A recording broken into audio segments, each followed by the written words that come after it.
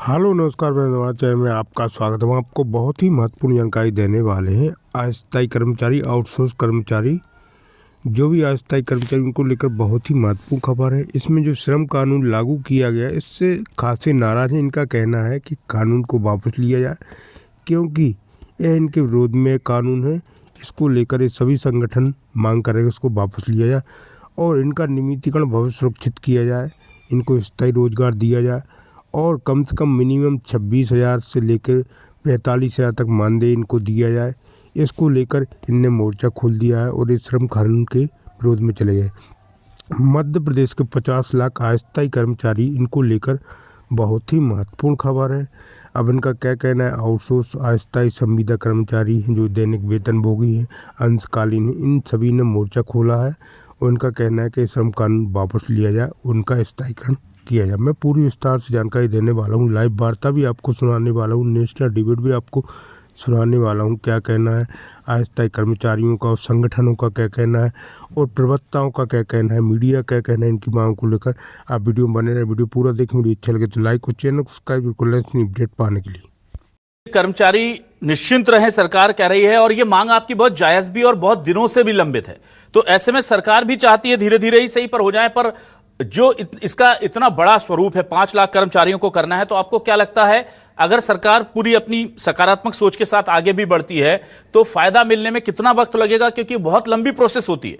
आप इन्हें धीरे, पहले महंगाई भत्ता देंगे, फिर बाकी सुविधाएं बढ़ाएंगे, धीरे धीरे उस तरफ लेकर जाएंगे। पहले कौन होगा? पहले 10 साल वाले से शुरू होगा, तो कई लोग हैं जो 15-18 साल कर चुके हैं, तो पहले क्या 3 साल का ब्रैकेट लिया जाएगा जो सबसे सीनियर है? तो ऐसा आपको क्या रास्ता दिख रहा है इसका? देखिए अभिलाष जी, सरकार की यदि मंशा साफ है, दिल बड़ा है। सरकार यदि ये चाहती है कि हम कर्मचारियों को न्यायालय आदेश का लाभ दे और सरकार चाहती है कि उनके भविष्य को उज्जवल करे, तो सरकार को लंबा समय नहीं लगेगा। ये सरकार इस विषय में, मैं बता रहा हूं ना आपको, कि 16 मई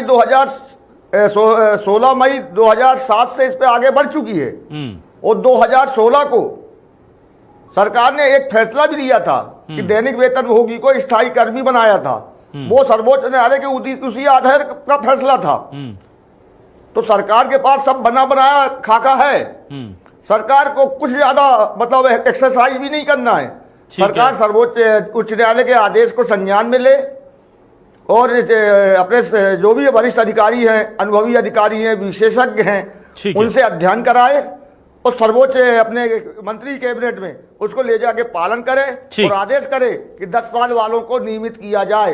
विभागों में लाखों पद खाली हैं, उनको लाभ सीधे मिल जाएगा, ज्यादा समय नहीं लगेगा। हम इस मामले को लेकर इस आदेश को ले रहे हैं शतप्रतिनिधि भी।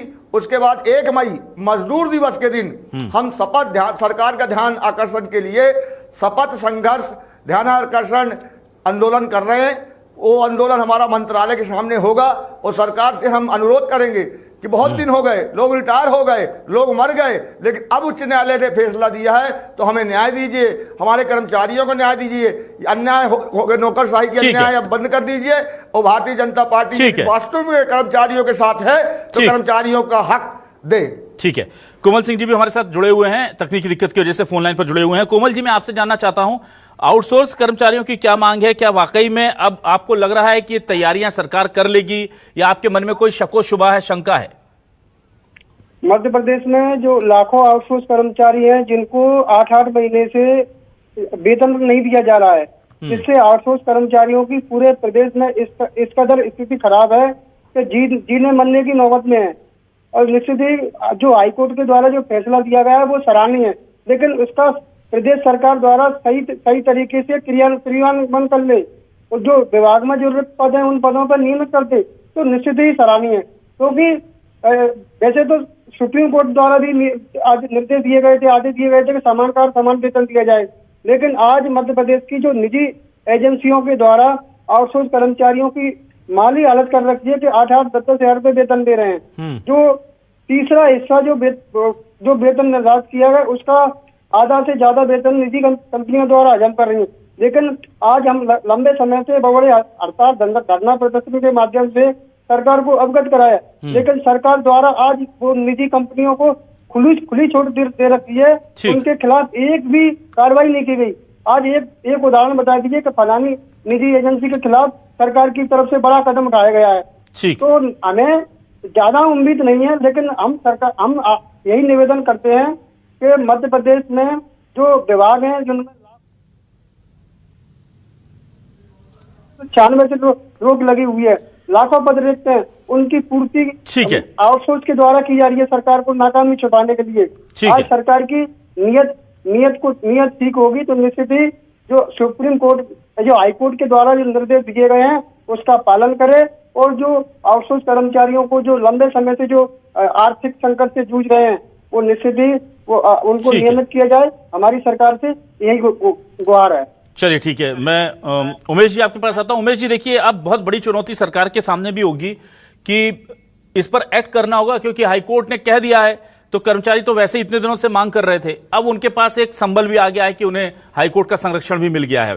तो ऐसे में सरकार जो है किस तरह से मैसेज कन्वे कर सकती है कि कर्मचारियों को और विपक्ष को लगे, समाज को लगे कि हाँ भाई इस दिशा में सकारात्मक सोच के साथ सरकार आगे बढ़ रही है। क्योंकि सरकार कहती है कि हम कुछ भी कदम उठाते हैं, जो विपक्ष है वो सीधे आरोप लगाने लग जाता है, हंगामा करता है और सियासत करता है।